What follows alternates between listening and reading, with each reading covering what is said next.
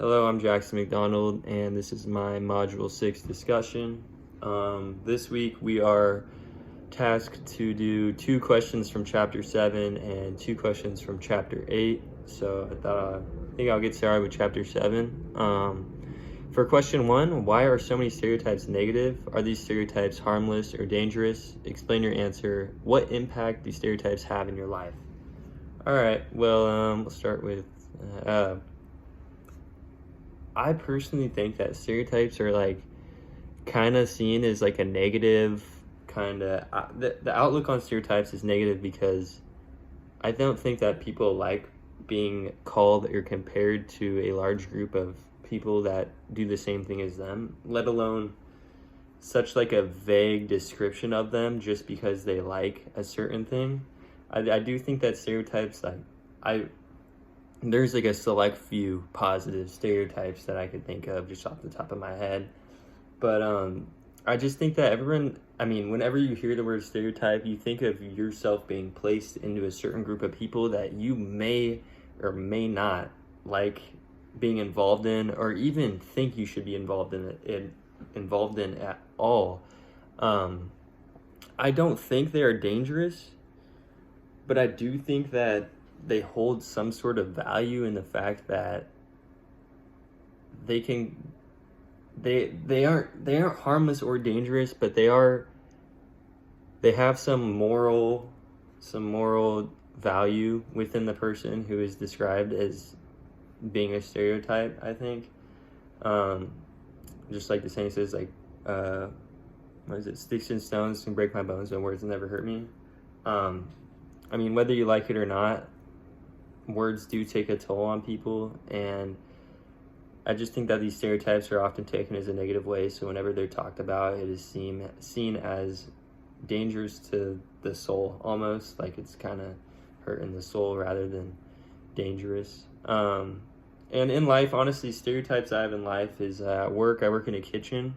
I tend to work with people that are anywhere from 5 to 10 years older than me, maybe 20. And I'm often seen as kind of the young kid, the young buck, kind of always being asked to do things that others don't really want to do or have been doing for the last few years. And I don't know, I just feel like I'm kind of stereotyped as the young kid who's involved in all the media stuff going on. Even though I don't really go on media a whole lot. I'm kind of looked at as the young kid who, always makes sure his hair is looking good, whatever. But I feel like I'm stereotyped as that more than anything else in my daily life. All right, and for chapter 7, I'm going to do, for my second question for chapter 7, I'm going to do question 3. Prejudice is grounded in an emotional reaction and cannot be gotten rid of by simply being told it is not a good idea. What are some ways that you suggest that person can get rid of prejudice in their own life?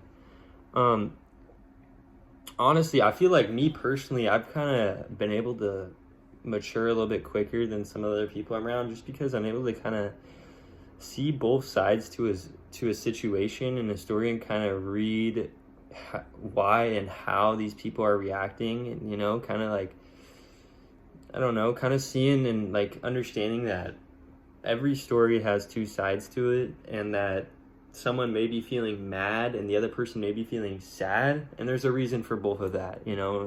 Sometimes no one's in the right, or sometimes no one's in the wrong.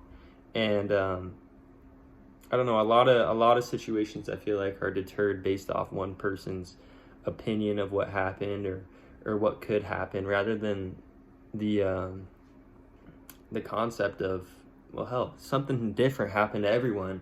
Let's come together and kind of talk about this or whatever. But me personally, I honestly think that it's just my lack of care, not in the sense where I don't care about a lot of things, but in the lack of sense where I don't care about things that I can't control.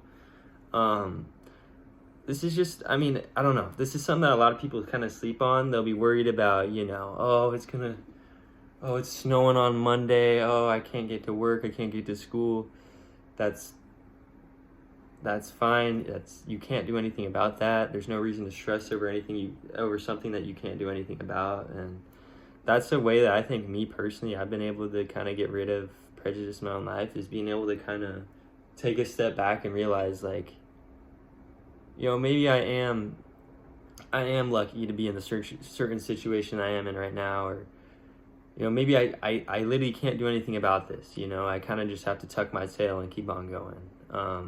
It's just, I feel like the overall, like, arching thing I'm trying to say is that whenever I'm in a negative situation or and stuff like that, I feel like my mind is always going to just, like, what can I do, whatever, or, like, what could I have done different? And honestly, a lot of the times, like, you don't really have an option. You can't really do anything different. You can't really change the outcome of something. So it's not something you should be worried about or be tripping about for the next few weeks of your life. So, yeah.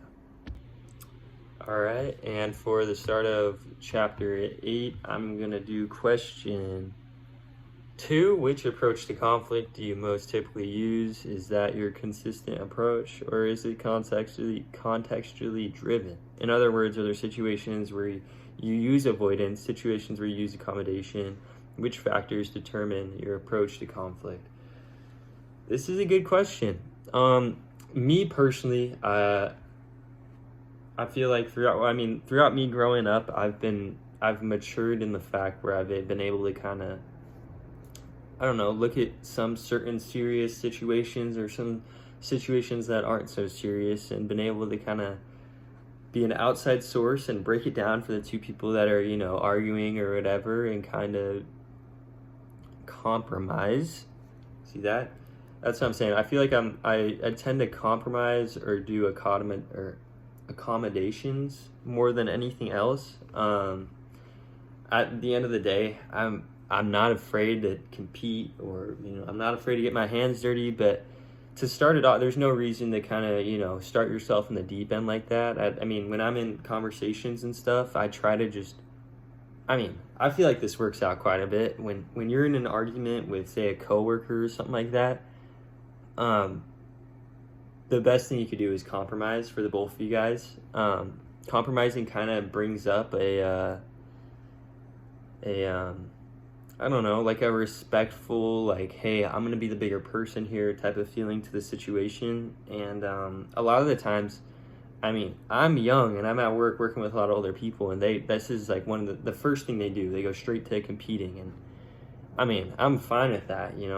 I'll let my words do the talking. I'm not going to be scared about what I say, but at the beginning of the day, I will be trying to compromise and accommodate for the issue at hand. I'm not going to just go out and say it's your fault or it's your fault. I'm going to try to figure out why this happened in the first place, if there's any other, like, factors that led to it and stuff like that. But in general, I do think that I am kind of like a contextually driven, like, it just depends on the type of conflict and where I'm at and what I'm doing. And that's kind of just depends on how I react to it. It's not necessarily like I'm kind of, like a mean head, always trying to have conflict and stuff like that. At the end of the day, I'm not looking for conflict, so I will try to accommodate and make it less of a issue if possible. So, yeah. All right, and lastly, I'm going to go with question 4 for chapter 8. Is the concept of forgiveness a practical one? Why or why not? Does it depend on the situation? If so, how? And does a person have to be religious for this concept to have any value?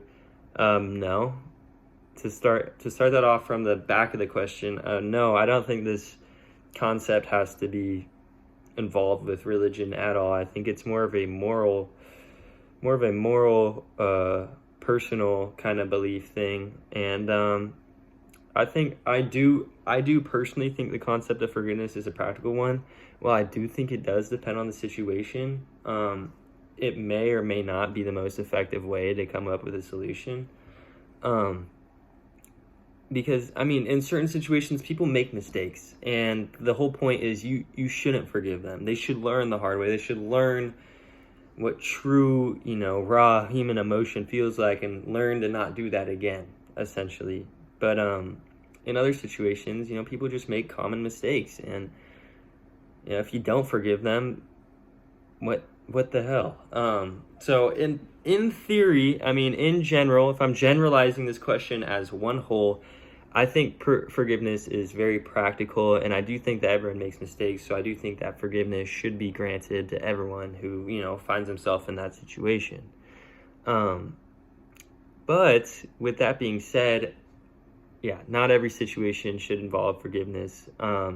There's some things that people do that is morally so messed up that, I don't think they should deserve anything. But I agree with forgiveness. While it shouldn't be given to everyone for everything that happens, I do think that in certain situations it is the smartest and the best thing to do to help everyone that's involved and help everyone grow mentally. So that's my answer. This is my Module 6 discussion. Thanks for the time, and I'll catch you guys later.